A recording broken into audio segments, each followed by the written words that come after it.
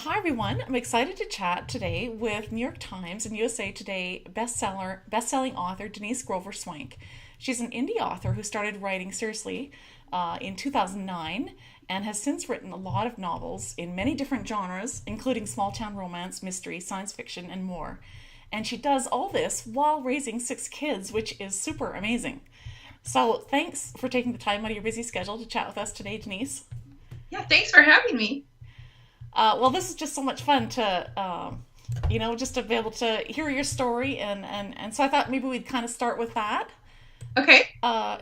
Just what inspired you to start writing, and kind of choose the route of an indie author.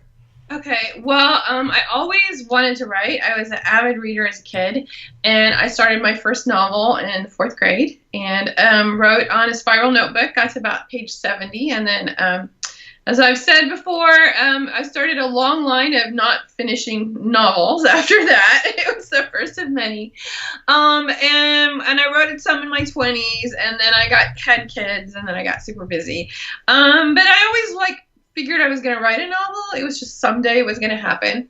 And then after I adopted my fifth child from Vietnam, I found out about blogging. So I thought, okay, well, this is something I could do. I saw that there were several blogs about families and telling about their stories. And so I thought, okay, this is something I could do. And there's little short things so I could fit it in my schedule. And so that's where I say I really learned the art of storytelling, because I realized the problem with all my other books is I didn't have a plot. So it's kind of important. So my characters would just be wandering around.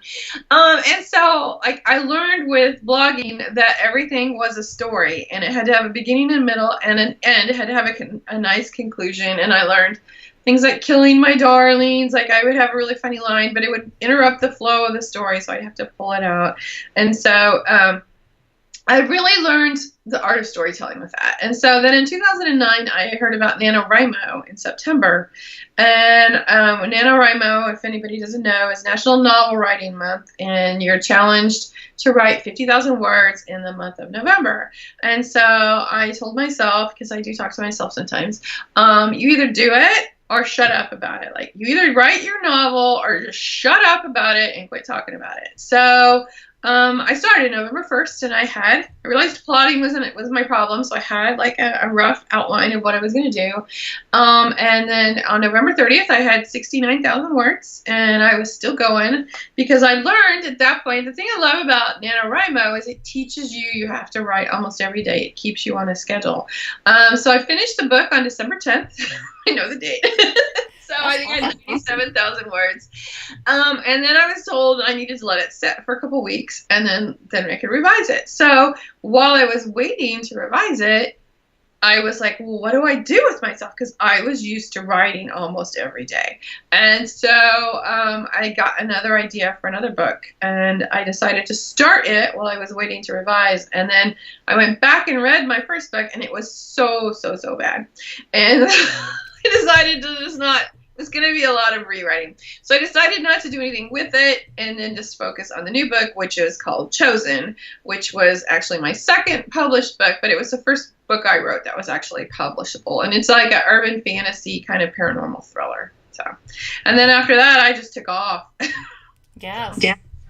But I didn't start out to be an indie author, because that was in 2009, 2010, and indie publishing was considered vanity publishing, and I wanted a book deal. I wanted an agent. I wanted a book deal, because to me, that was the measure of success.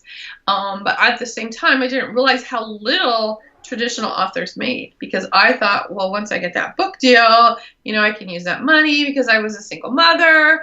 I told myself when I started writing that I had until my youngest daughter got into kindergarten to get published and get an income, or I was going to have to go back and get a real job.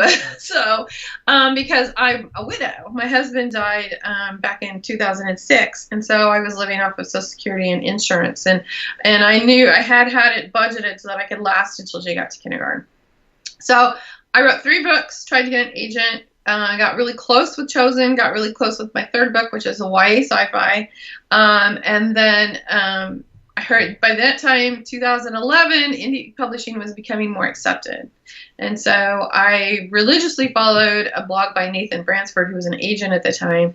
And he had wrote a post about how he thought indie publishing was acceptable in some situations, that there wasn't, just because a book didn't get picked up, it didn't mean it wasn't good.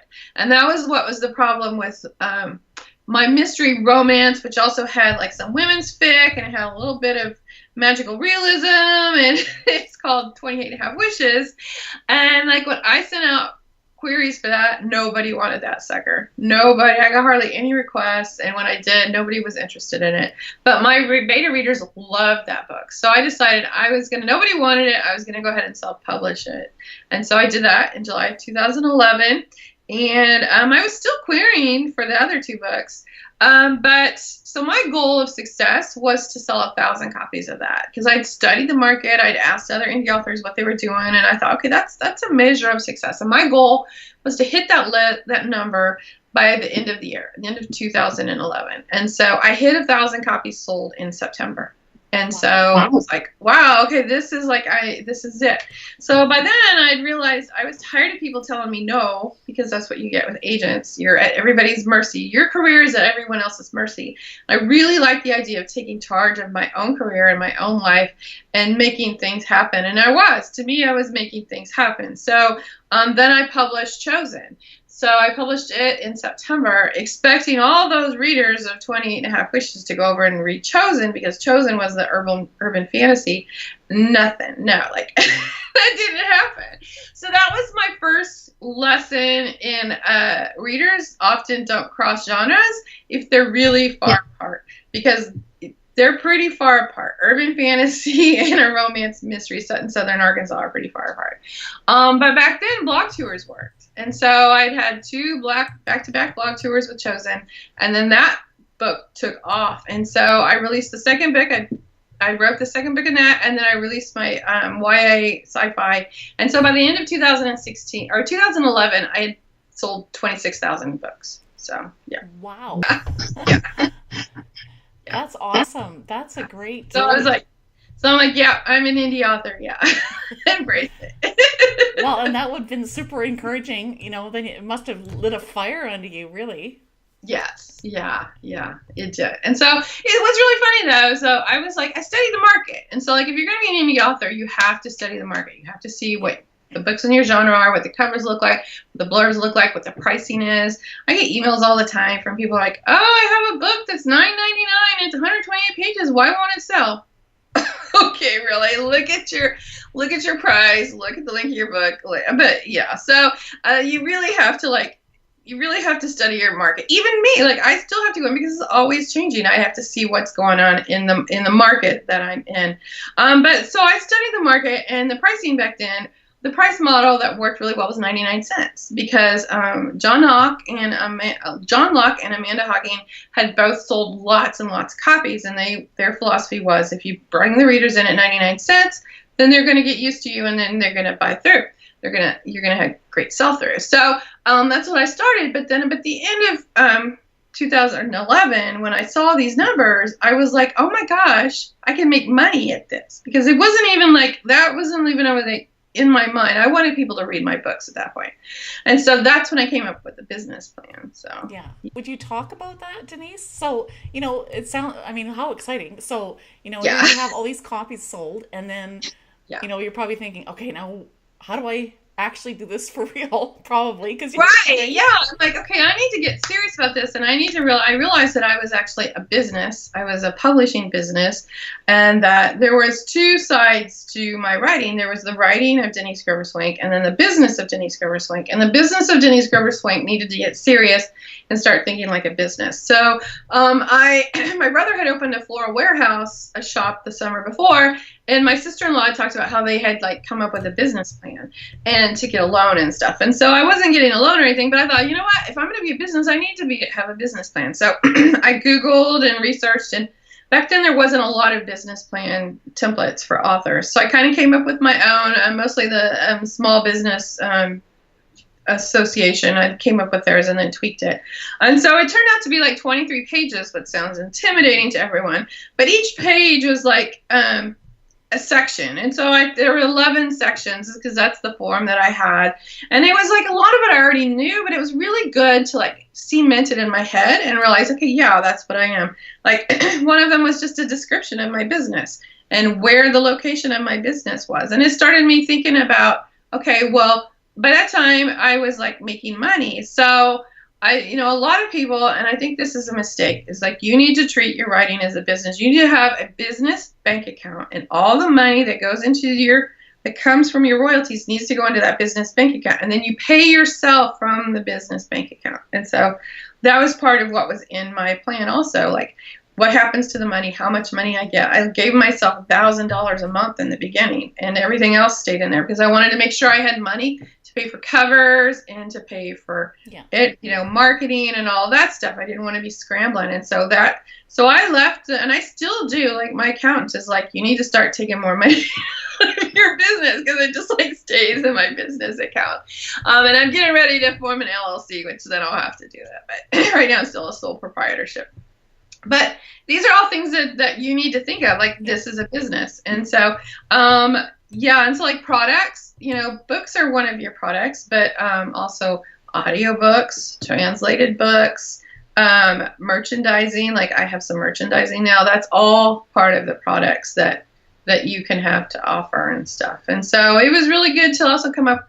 And what I think the most beneficial part of that for me too was the production schedule, because at that point I was just writing books and I wasn't thinking about deadlines or like booking my editors in advance. I was just like writing it. And then so that's really what sped me up, as I started looking at how long it took me to write a book, when I wanted to starting to strategically plan releases so that I would bolster my backlist and stuff. And so it really started making me look at this as a business. And so, and that was really hard too, because like my YA series is supposed to be 3 books, but the first 2 books didn't sell that well. So I had to make the business decision, the publisher decision, that it was kind of foolish to spend the time writing a 3rd book of that series when I could write a chosen book at the time. That was my big seller, and sell 5 times as many copies. Yeah. So it was a better use of my time, profit-wise, to write a chosen book versus an on the other side book. And so I started having to make those hard choices that publishers make. Because you might be passionate about one thing, but maybe it's not selling as well as another series. Right. And, I actually faced that decision with my Rose Gardner series, because my chosen, which is really funny because I'm more known for my Rose Gardner mystery series and my Wedding Pack contemporary romance series than I am for urban fantasy. But that's how I got my start, was urban fantasy. And so, so I had let my Rose Gardner series kind of like, I was releasing every 3 months or so with the Chosen series, but I was going a year or more between releases with my Rose Gardner series. And in ebooks, that's just too long. Readers just don't remember you unless you're like really mega popular. And I wasn't. And so the 3rd book released, and I had a really terrible release. Like I only sold, and everything's all relative, but compared to like my other sales, I sold 2,000 copies that month. And it was like not even close to what I'd sold of like my urban fantasy or even like the Rose book before. And so I had to make a hard decision. Did I want to keep writing this series? Because I did want to keep writing this series. And if I did, I had to figure out how to bolster those sales. And so again, I was looking at it as a business decision. I was like taking myself, the author, out, trying to make a business decision. And I was looking at the reviews saying, okay, the reviews are like stellar. So it's not a problem that the books aren't good. It was a matter of I wasn't finding an audience. And so I needed to figure out then how to find an audience and get my books in front of them. And one of those was, I realized I had a newsletter, but I never sent it out. I wasn't utilizing a newsletter. So I realized, and Amazon used to send out notices when a book came out. Now they kind of intermittently do. But they hadn't with that one. And so I had a lot of people saying, I didn't know it came out. So I realized it was up to me to like let the readers know and not count on the retailers. So, but we also know that, people don't necessarily sign up for newsletter. I don't. So yeah. So I realized I had to bribe them. So I wrote a novella And I wanted to, it was like 2 parts. I wanted them to sign up, and then I wanted them to get used to opening it. So I wrote a novella and I split it up into 3 parts. And so at the end of the 3rd book, I said, if you sign up for my newsletter, you have access to read my novella on my website. And then so I would send out the notice on the first day of the month. So I got them used to opening that newsletter every month and looking for it, because they would email if they didn't get it, because they wanted to read the part of the novella.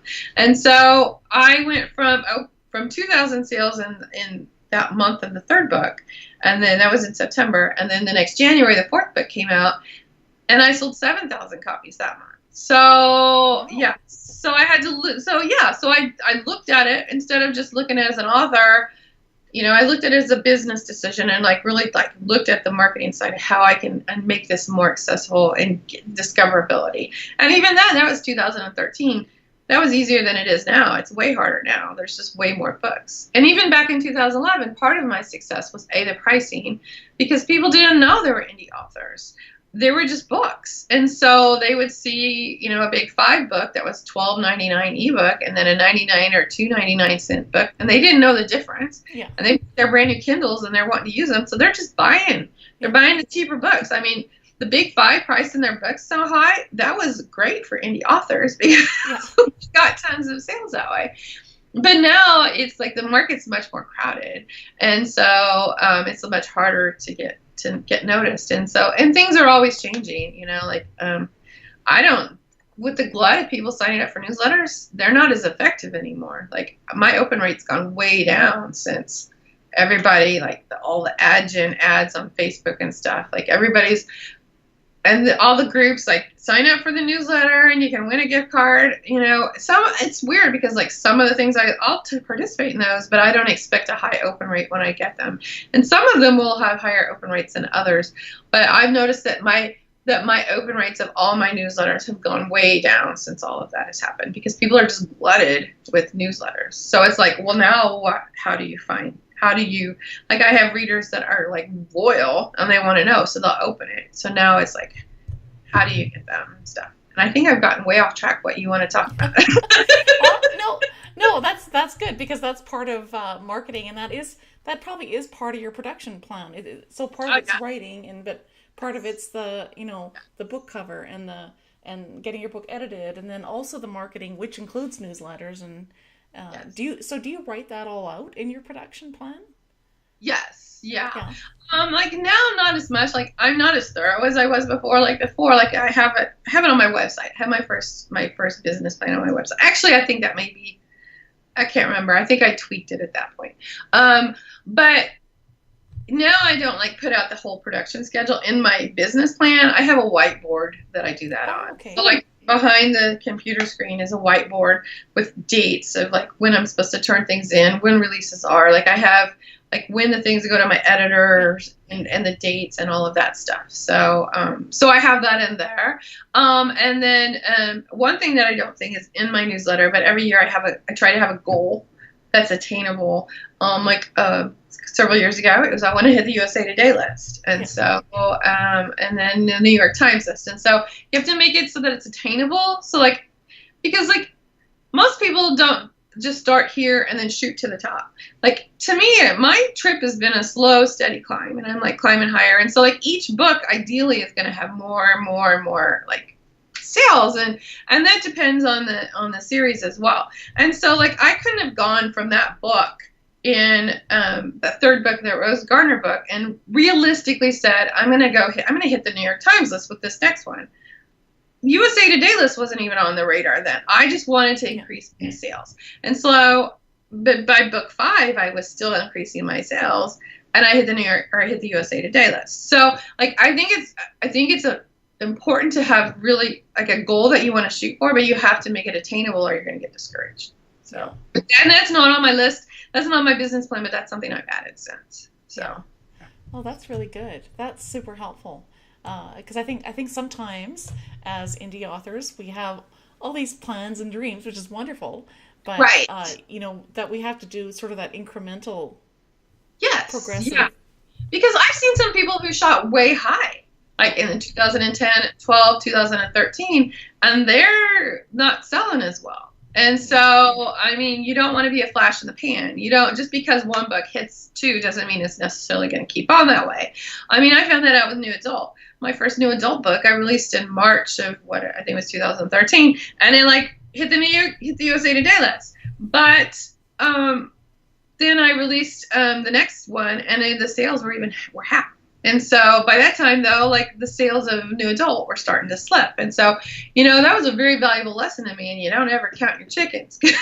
Just because one book does well doesn't mean the other is. And so, so, it depends on genres and stuff. And so your goal is to have each subsequent book sell better than the last. And it's gonna depend on the series too, because like I have 2 mystery series right now, Magnolia Steel and Rose Garner. And my Rose Garner sells really well, and my Magnolia Steel series sells about a third of what my Rose Garner does. And why? Why? I don't know. The ratings are fantastic.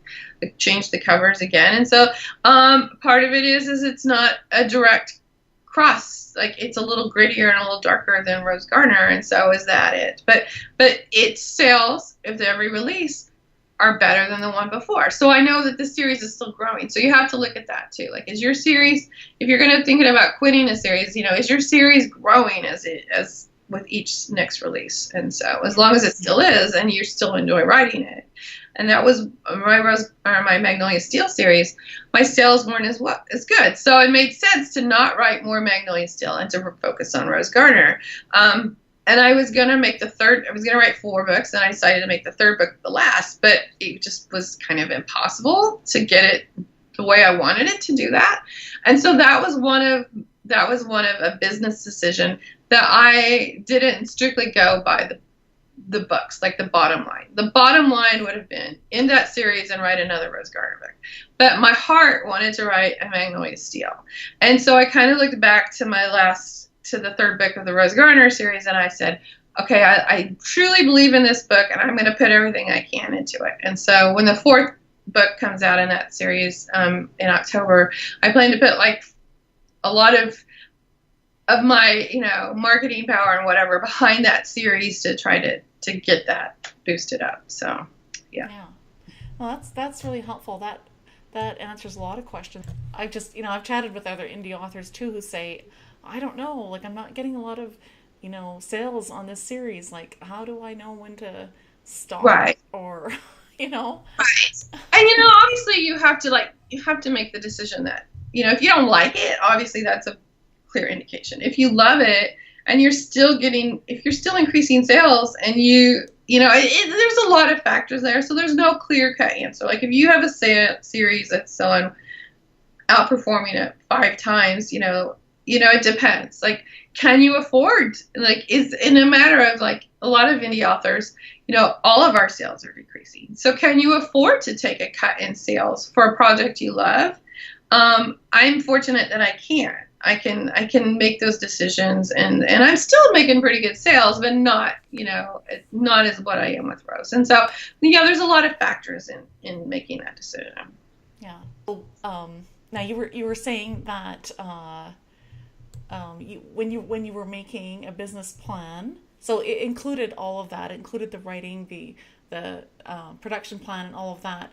How did you just kind of discover as you went along your targeted audience, or did you like take sort of concept books, so like books that you love to read, in genres that you loved, and just kind of go from that, sort of inspire yourself to to choose what to write? Or yeah, okay, well, when I came up with what to write, I just kind of, at the beginning I just wrote whatever I wanted. Yeah. And I was like, oh, what genre is this? And so that's kind of why I had problems with Rose Garner, because I literally just wrote what I wanted. And I knew it was a mystery, but there were so many like different blends of genres in there. And even now, I still have a hard time pegging it to comparable authors because it still is. It's very much a romance, but it's not romantic suspense. It's mystery, but it also has this hint of paranormal. And so, like, yeah, so like when you're like trying to find like authors, I still struggle with that. So I'm like, there's never going to be a perfect fit. Like, oh, we're just alike.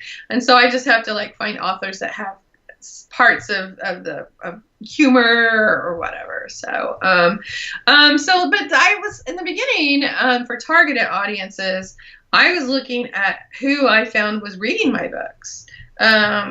You know, with Rose, I found with my blog, I stopped writing my blog. And so when I told everybody to follow me on Facebook, so they followed me on Facebook. And so the first month that I sold 200 copies of 28 and a Half Wishes. And I think a lot of those were people who had read my blog or people who followed me on Facebook. And they were like, oh, Denise wrote a book. That's so cute. Let's buy it and see what it's about. And so, yeah. And so, a lot of people liked it. And so then they told their friends. It's like I could see it in reviews. Like they were the people I knew. And then there were people that were like, oh, I found out about this from so-and-so. And they liked it. And then, you know, by the end of August and September, I was getting reviews from people I didn't know and like totally freaked me out. I was like, oh my God, I don't know who these people are. And so, but I was paying attention to so that audience in the beginning were a lot of adoptive mothers. They were like stay-at-home moms, mommy bloggers. So I realized that was my market for those. And so my plan had been to like target those people and like to reach out to mommy bloggers and try it. And honestly, it's on the business plan, but I didn't do it. Yeah. We didn't have time.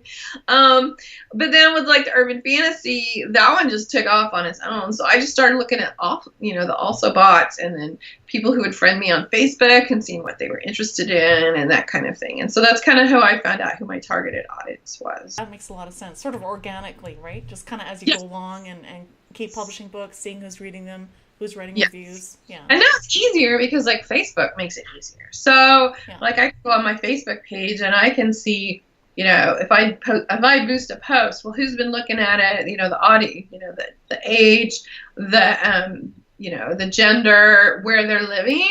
I have a lot of readers in the UK. So, you know, yeah. And so, so that kind of gives you a better insight into who your audience is too. It's like, if you're like paying attention, like if you're like looking at the back end of your Facebook page and you're like, and you know, if you only have 1,000 people who like your page, then it's harder to tell. But like when you get multiple thousands of people and you're like actively on your page and maybe you're boosting some things, then you can, especially if you're boosting a giveaway, you can see who the people are that are interested in this. And you can then think about, okay, well, this is the demographic that I'm looking at. So, yeah. And that's true. Like different platforms, especially Facebook, right?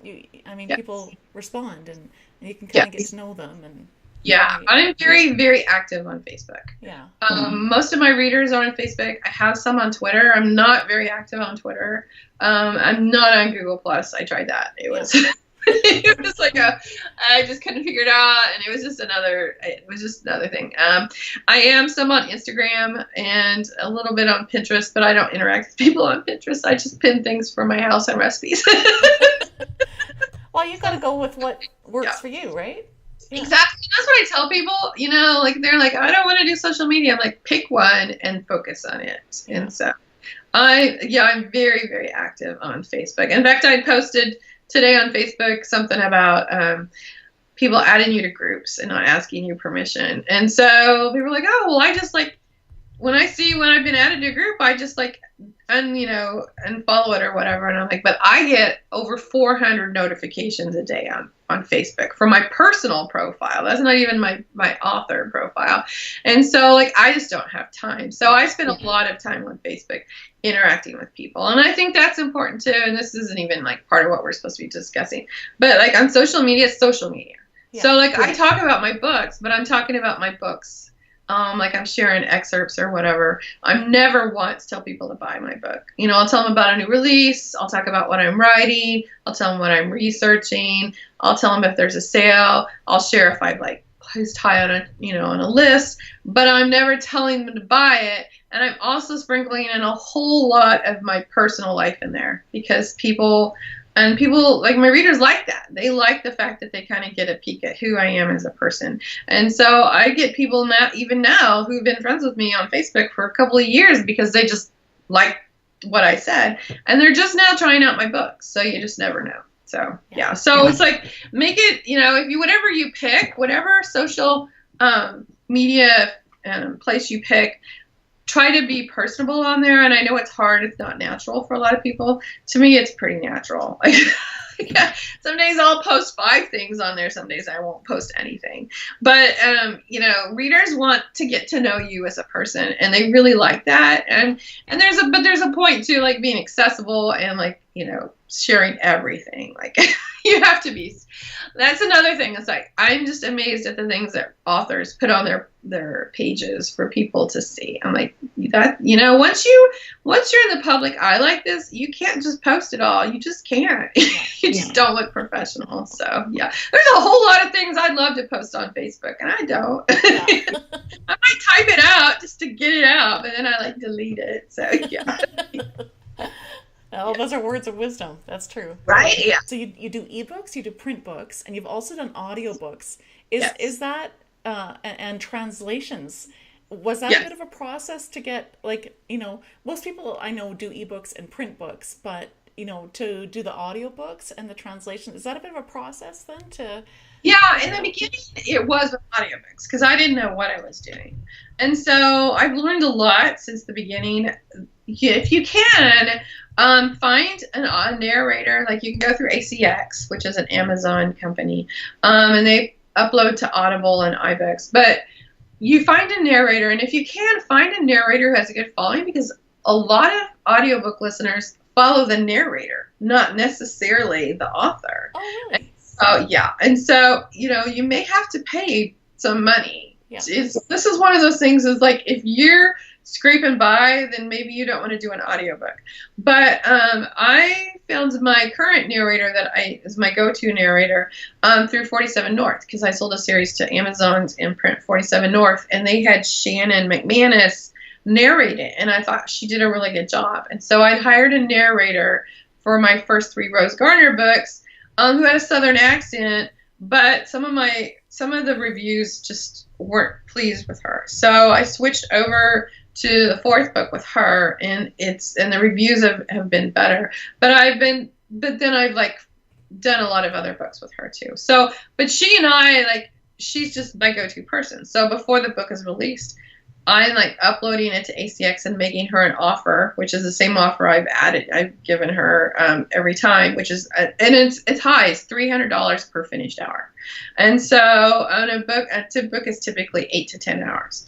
And so, but I earn that money back because she is starting to have a following, and so readers are going to her books because of her as well. And so look at the top narrators on Audible and iBooks and see who those narrators are. See if they're on ACX, and then make them an offer.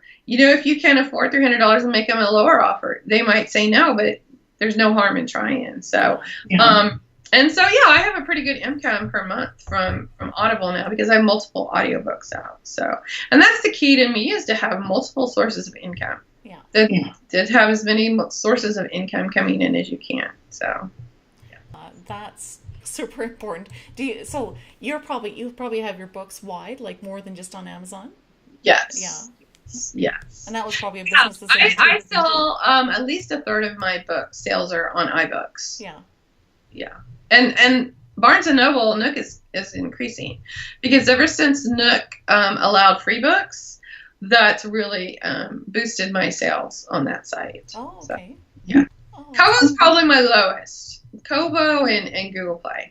Google Play's platform is kind of a mess. Yeah. So I'm not even sure. I can't quite figure out even where those readers come from. I don't know. So yeah. Google Play is one of those ones where I just put them up there and just let them go. Yeah. Because they invited me to a sale last year, and I put one of my contemporary romances on there. And so I agreed to mark it down from $3.99 to 99 cents for 10 days. And it did pretty well. Like I sold more copies the first couple days, but then towards the end of the sale, I was selling the same amount of copies a day at 99 cents as I had been at $3.99. So I actually lost money on that sale they were promoting. So yeah, I haven't submitted to them. So that's another thing too, is ask around. Like if you get invited to participate in a retailer's whatever, some of them work better than others. So ask around. It's important, I think, for indie authors to be members of Facebook groups with other authors. Because even though this is like a very solitary profession, it's not. Like, that's the great thing about the indie community, is everybody's like so open and shares a lot of information. And so it's really good. And that's when you also know, like, okay, things aren't starting to work as well as they used to, and like keeping your ear kind of open to find out, okay, well, what's the next thing that's coming? What's the next popular thing, or what's the next thing that's going to boost, sales or discoverability or whatever. So, and I think it's really important to be, in tap with other authors to find out what that is, what's working for them. Yeah. I actually learn so much from with Facebook groups with other writers. It's really exactly. Yeah, me too. Me too. Because they each have their own different ways of doing things, and then then you start to understand how box sets work and that sort of thing. Is that something that you do? Do you do box sets too and that sort of thing? With other authors? Yeah, do you do it with other authors or on your own? I used to, but I don't anymore. Yeah. I found that I didn't really get very many new readers that way, because there's so many box sets. Okay. And people hoard them. People buy them for 99 cents and then they hoard them, and then they don't necessarily read through them, or if they do, they're not necessarily loyal. Like, they're just looking for, there's like the kind of like the KU readers. I think KU readers are more interested in the next book that they can read, and they're not author loyal. Yeah. So, and so that's one thing to keep in mind with KU. Like, you get a lot more sales, but they're not necessarily going to be loyal readers. And so I think that often is the case with some box sets. Some box sets work. I never found one that worked for me. So, and I have so many releases that I found it difficult to promote a box set, because I try not to be promoting too much at the same time, because one thing, my readers get tired of it, and another, like if I'm promoting two different things at the same time, they get kind of confused. So I want to focus on one thing. And so that's another reason why I just don't do box sets anymore, is like, it often like falls into a time when I have a release, because I have a release about every couple of months. And so it's just cleaner for me if I don't participate. Now, I do have my own like box sets of my own works, and I use those as a marketing tool. I'll price those for $9.99, and I don't ever promote those except for if I put them on sale. And that's always a marketing tool to promote the next books after the box set. So, yeah. Oh, that's great. Wow. There's so much to process. That's great. You have so many. I could talk about this stuff all day. Nobody wants to hear this from me. My kids are like, so what? Who cares? Oh, that's cute. Shannon Mayer and I, we talk a lot on the phone, and we'll talk business, and like we just totally geek out over this stuff. Well, it's fun. It's fun to see what's what other people are doing, what's working, and Yeah, exactly. Yeah. That's the great thing about like when I go to conferences. I haven't been to one in a while, like RT or whatever. Yeah. Like talking, like, to me, it's not the panels anymore. It's like talking to people in the bars and, networking with people and finding out what they're doing and what, the trends they're seeing and that kind of stuff. Do you, I did want to just touch a little bit on translations. Like, how do you go about that? That was really a hard decision, because they're very, very expensive. Yeah. And when I first started looking into it about 3 years ago, I couldn't afford them at that time. Like, it was a matter of, okay, do I take that money and put it into like more covers and editing for another book, or do I want to take that money and put it into a translation, because they can be $10,000 or more to have a book translated. And the German ebook market 2 or 3 years ago was a lot easier to break into. Like, you could put a book up there and it would just sell on its own. And so I found a translator who's very, very, very good. And I put my 3 books up there, and they're doing okay, but it's going to take me a while to earn those books out. So it's kind of one of those long tail things that you want to, like, don't expect to, like, make your money back right away unless you have a cheaper translation. But then if you have a cheaper translation, you run the risk of having it translated very poorly, because translating is pretty much like the translator is rewriting your book. And so they're not taking the sentences word for word and just putting them together. Otherwise, it's not going to be a very good book. They're taking what you've written and they're rewriting it, trying to keep your voice, but also their voice is coming through as well. And so you have to find someone who's going to do a decent job. So because, if it's cheap, you still might sell them, but you're going to get some crappy reviews. And so it's kind of, and then your name's going to be tied to it as well. So if you're going to do it, find a good translator and just accept the fact that it's going to take you 2 or 3 years before you're going to start making money on it. Yeah. Are there like, I don't know, like websites where you go to look for translators? Is there? Yeah. You can Google, and then like, there's some like, if you're an indie author and you have 2 or more books released, you can join Club Indie in Facebook. And I believe people have listed translators that they have used in that group. And so the best thing to do is ask around and ask people who've used, ask people who they've used and would they recommend them, and the pros and the cons, because nobody's perfect. There's going to be some issues.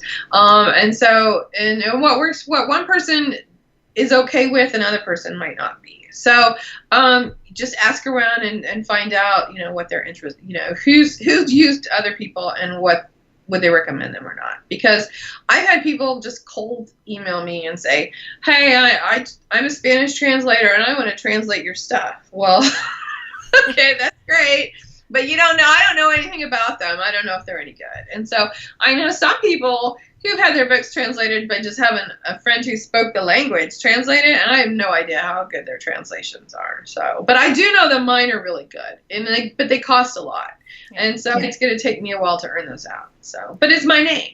And so like at this point, my name is a brand. And that's another thing you always have to think about is your name is a brand, and if you do something, how is that going to either hurt or help your brand? So, yeah. And those are important, considerations with everything you do in your business, right? Yeah, I sold a series to a Big 5 publisher, a spinoff of my Wedding Pack series. Oh. And the first book, the ebook came out before the print book. And I kept seeing in reviews how there were a lot of typos. And somebody had said, Denise is just writing so fast, she's just getting sloppy now. I was like, oh my gosh. So I went to the publisher and I'm like, okay, what happened? And they're like, oh, we didn't proofread it. I said, say what? So they didn't proofread the book. And so I told them I was not going to promote that book anymore, end until they uploaded a proofread file, because I said, that is my name. That is my brand. My readers know me mostly as an indie author now. They don't pay attention. Like, it was priced the same as my others. So that would include them in that it was like a publisher book. And so they're hurting my brand now by putting out the subpar product. Yeah. Yeah. Yeah, no, that's true. And that's important, right? All those little details are important when it comes to your brand, right? Yes, exactly. Yeah. We've kind of, talked about a lot of the stuff that I kind of wanted to talk about today, but I always like to sort of end an interview with asking, what's the best writing advice you've been given, or the best writing advice you wish you would have been given when you first started writing? Okay, that's really tough because there's a lot of things. Well, or give a few. As an indie author, I wish that I had not written so many genres, because most genres, like, some will interlap some.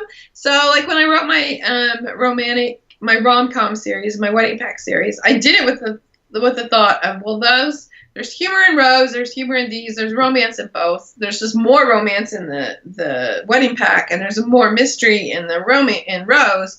But I could see how those two series could bleed readers. And so I kind of wrote that series with that in mind.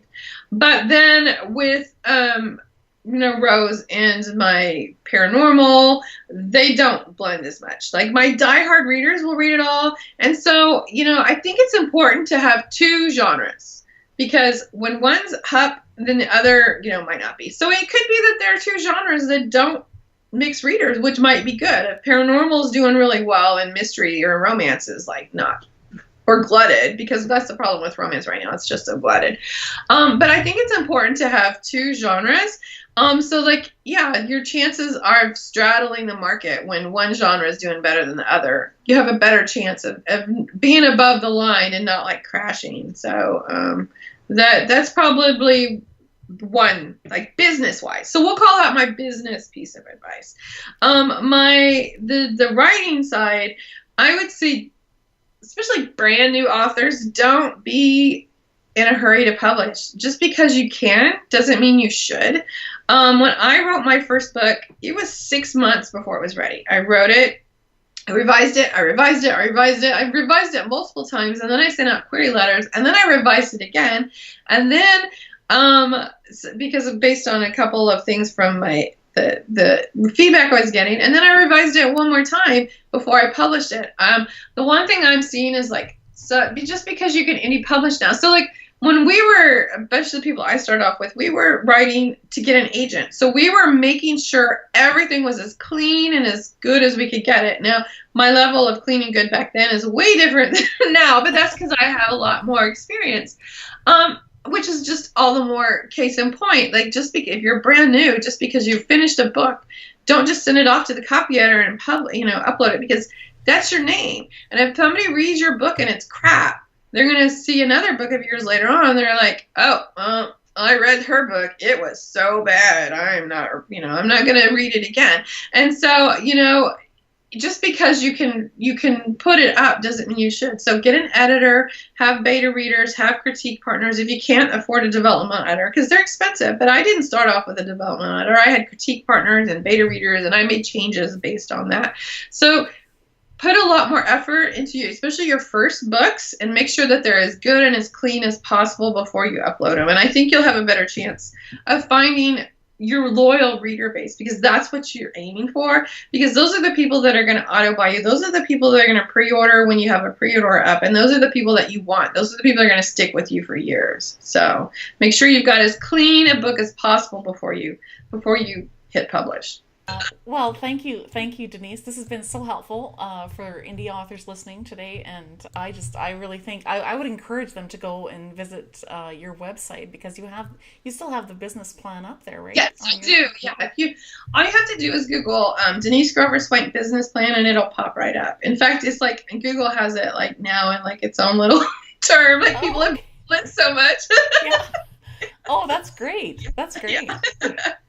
Yeah, and even if you don't keep up with it every year, I think it's just, for me, it was like the whole point, like it changed my entire mindset of I'm a business. This is a business. I need to start thinking like a business. And so, like I'm not faithful in keeping it up to date every year, but I do keep, it is a growing document. It's not something that's there and it never changes. So like if project comes up that you hadn't foreseen, or you have an opportunity that's not on your business plan, don't feel like you have to this is the business plan, I have to stick to it. So Susan K. Quinn, she also she has like a Facebook group for authors as well. She writes mostly like sci-fi, but she writes a lot about self-publishing and indie publishing, and so she has some great things like a 5-year plan and that kind of thing. And so that's another one I would look up if you're like really serious about like having a business plan or whatever.